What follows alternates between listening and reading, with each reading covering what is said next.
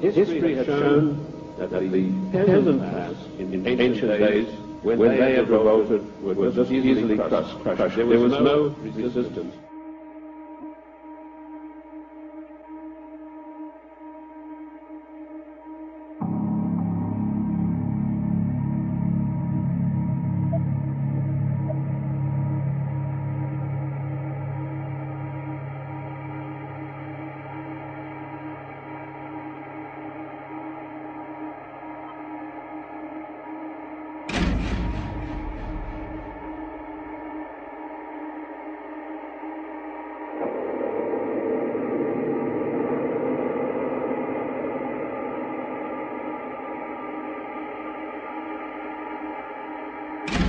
The economic warfare is coming down on them hard, and what they're beginning to realize is something that you and I have said for years, that this is really an intentional criminal endeavor, and they've been had.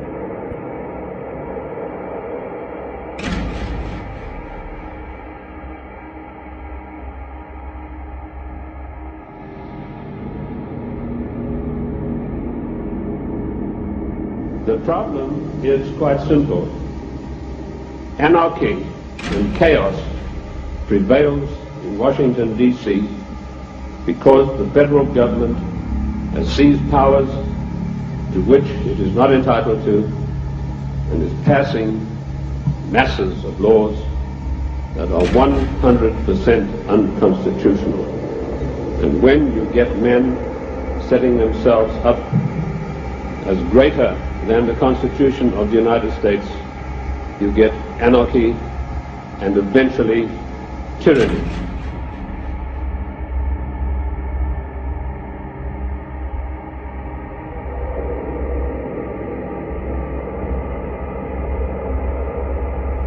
Now, I'm paranoid. I'm going to admit to you right up front. But let me tell you what the real meaning of the word paranoid is. It is a man or a person who has the ability to link events that seemingly are not connected. That is the true meaning of paranoia. Of course, it's been used by our enemies to smear us. How many times haven't I heard it said of me, that fellow's paranoid? Yes, I'm glad to admit it, because I have the ability to connect events that are seemingly unconnected. And when you do that, you begin to arrive at the truth.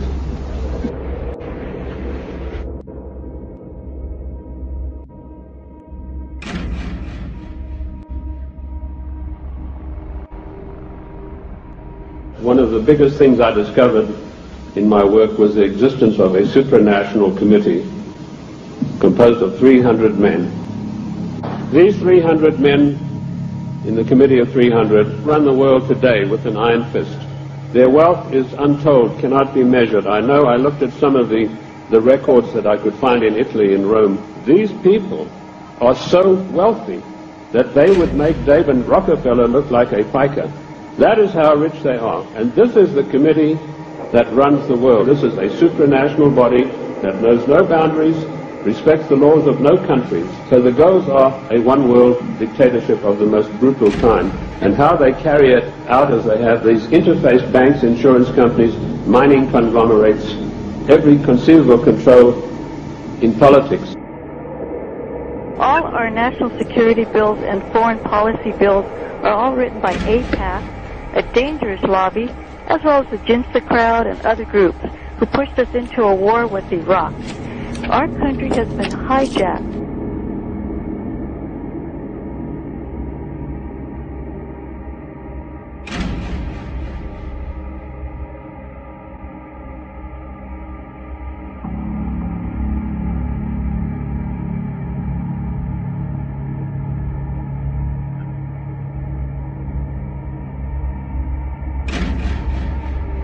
The federal government, the secret upper-level parallel government that runs the United States, does not want to know that you have an upper-level parallel government that calls the shots, that dictates what is going to happen to your life and mine. And this, ladies and gentlemen, is an eye-opener because it gets right down to the nitty-gritty of your everyday life in the cities and towns across the United States. Now, let us dispose for once and for all with the words that have been implanted on our minds, like isolationist, and you are for restricted trade, and you are against global trade. The United States of America did not grow great on global trade. The United States of America grew great on the hard labor of the people who lived in those days and the wise protection barriers put up by President George Washington, because immediately after the war they tried, the British, to try to down the United States through so-called free trade, which is nothing but piracy. Free trade, ladies and gentlemen, is a one-way street which allows other countries to dump their products on our markets to the detriment of our own people. That's what free trade is. It's strictly a one-way street.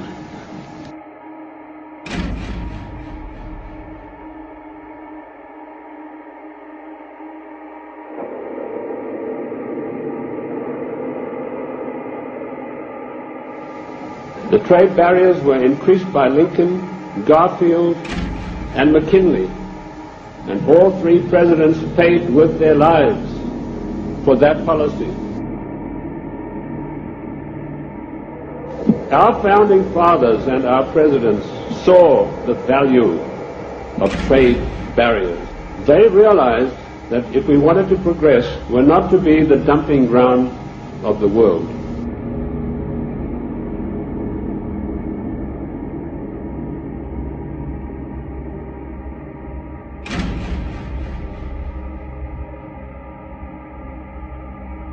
And the only way this country is going to come back is to bring manufacturing back home. I'm sorry, I'm not an isolationist, so It's not about that at all. It's about putting America first, and we have to do that. This isn't free trade.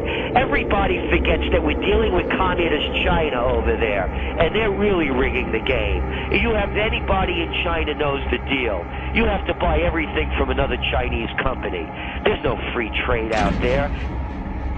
We drove by a giant Walmart, and I said, that is a vacuum cleaner. That is a money machine, a money vacuum cleaner. It pulls in all this money from the local community, and at midnight somebody pushes a button and all that money goes to Bentonville, Arkansas. And then 15 minutes after midnight, another button gets pushed, and a good chunk of that money, probably 50, 60, 70% of it goes to China.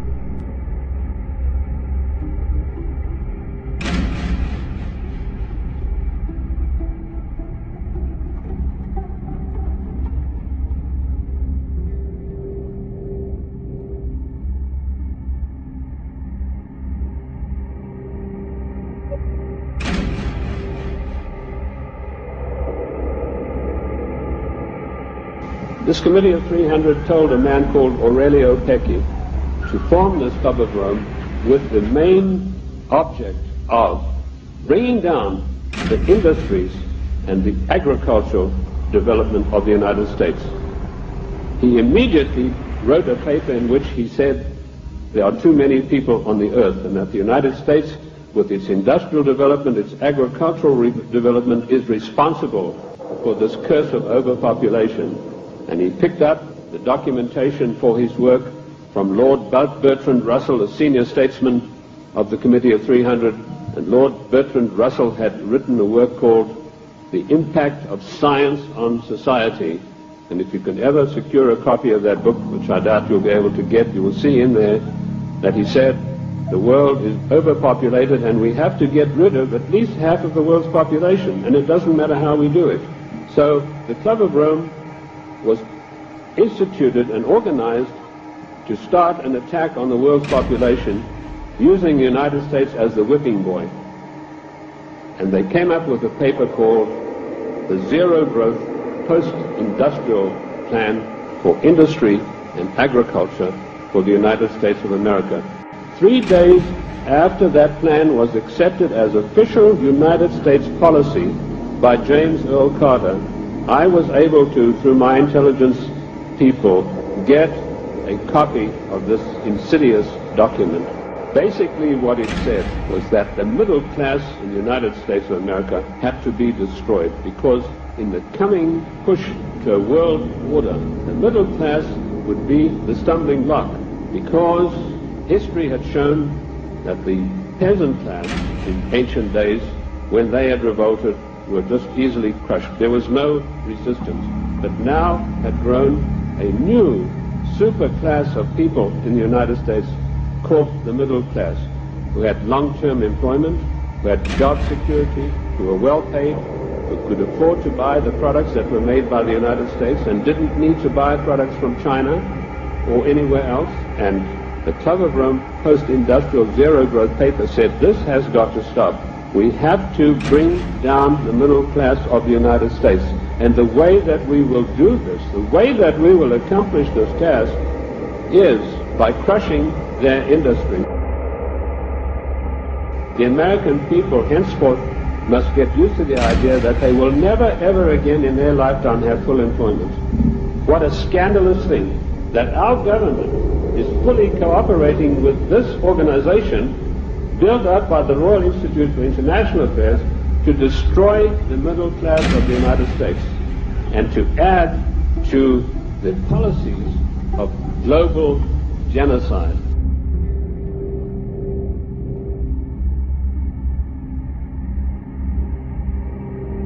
Free trade means that all trades committed in a certain area are voluntarily performed. When a trade is voluntarily performed, nobody can lose, so everybody gets what they want. Free trade allows for competition, and when there's competition, there are also helps lower for countries because they can sell their products cheaper than rich countries. That allows them to try and catch up. Some people are afraid of free trade because they think it might hurt their business. But in reality, do what you do best and trade for the rest. I think it creates more jobs. I think when it creates jobs, people can feed their families. They're happy. Where does all this stuff in these stores come from? They're from Old Navy, and they were $25, so I'm sure they're from We export items and we get imported items. In free trade, we all get what we want.